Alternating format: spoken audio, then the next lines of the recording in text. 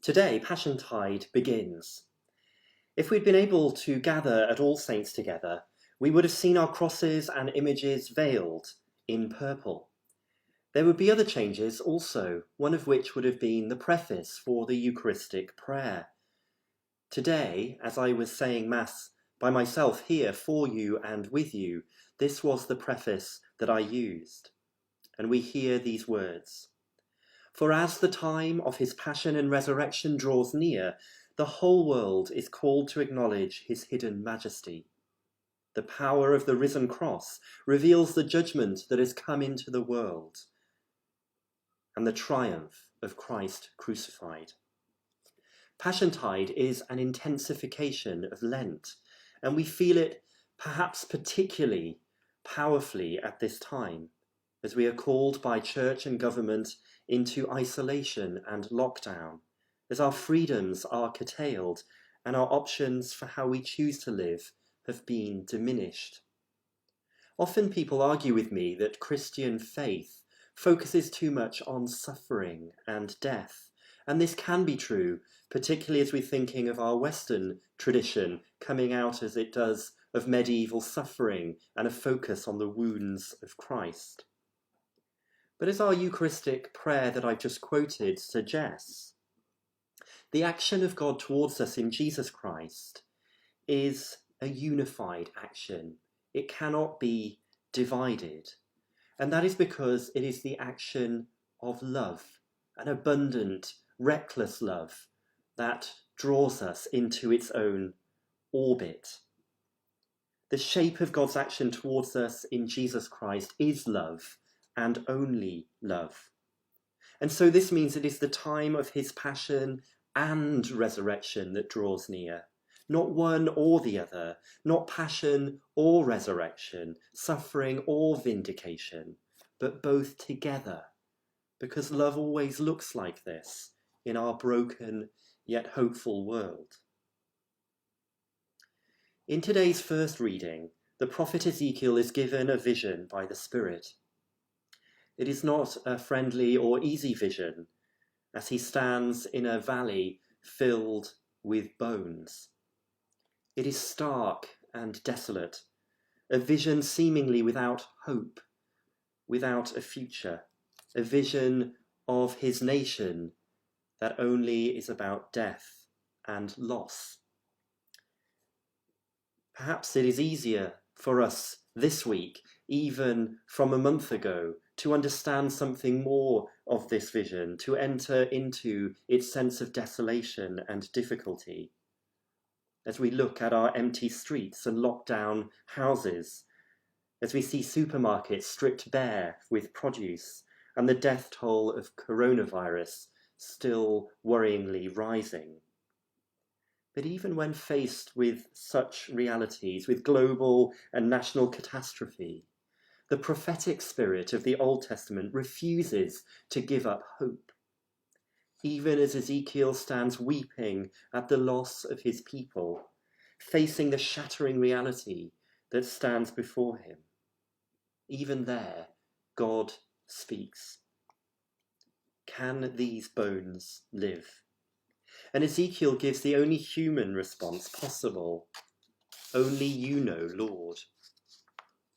Our resources, our adaptability, our courage can never be enough by themselves, but we need to be met with a word that's beyond us, a word that takes us beyond this present moment of anxiety, isolation and fear, a voice that speaks to us of recreation and hope, a voice from the future.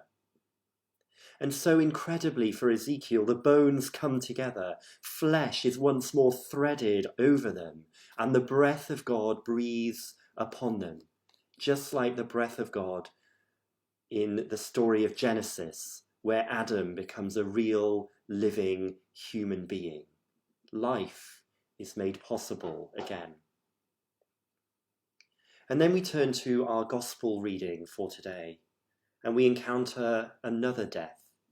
Not now the life of a nation broken and scattered over an entire valley, but the death of a single and much loved brother and friend, the death of Lazarus. As usual, John's Jesus strides through this narrative, speaking of the divine and diabolical confrontation, a confrontation between life and death, heaven and hell, light and darkness. But here we also see him at his most human, weeping at the graveside of his friend. But there seems to be no contradiction here between the human and the divine, because both are working in perfect synchronicity, where the alignment of Jesus' human compassion is enfolded in the eternity of God's own love. And so through Jesus, God's love calls Jesus' friend Lazarus, and love is not to be thwarted, not even by death itself. And so Lazarus comes forth, staggering out, dazed and confused, from darkness into light, from death into life. Unbind him and let him go, says Jesus. This second call feels so important at this time, and it's a call to each of us at times like this. The choice is before us, either to heap up anxieties and fears upon each other, to make us stumble and fall, or else to speak words of comfort and care, words that can kindle hope, words that make healing possible. Since we've been exiled from our beautiful church building here at All Saints, I've been saying Mass at my dining table. Somehow this has brought the sacred and the domestic right together, and this has been both creative and disruptive, changing how we do things. I say Mass before an icon of the harrowing of hell, perhaps my favourite icon of all, the Orthodox vision of Christ's resurrection. And the name of it might put us off. Harrowing speaks to us now of something horrifying, something that makes us sad, and hell is a place of damnation and judgment and torment. But these two words mean something different for this icon. Harrowing is a hollowing out of something, and hell is not a place of everlasting damnation, but more the place of death, Hades, the place of death. And so this is an icon of Christ harrowing the place of death itself, breaking into death's reality, shattering the doors of death and hell, breaking and striding over the cross. And Christ breaks into this place with all the powers of light and love at his disposal, carried on the tide of God's eternal life itself, trampling over the grave, lifting Adam and Eve into the divine presence. And Adam and Eve, of course, are all of us, lost in our own sense of isolation and fear, lost in the fear of death, afraid and alone. But Christ breaks into all of this and lifts us back into life and relationship, back into the future that the crucified and risen Lord has made possible.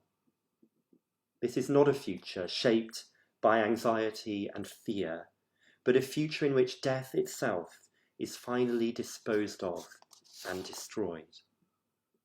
And when death is finally exiled, then we, like Lazarus of old, can finally begin to walk home, making our way home, stumbling and staggering together.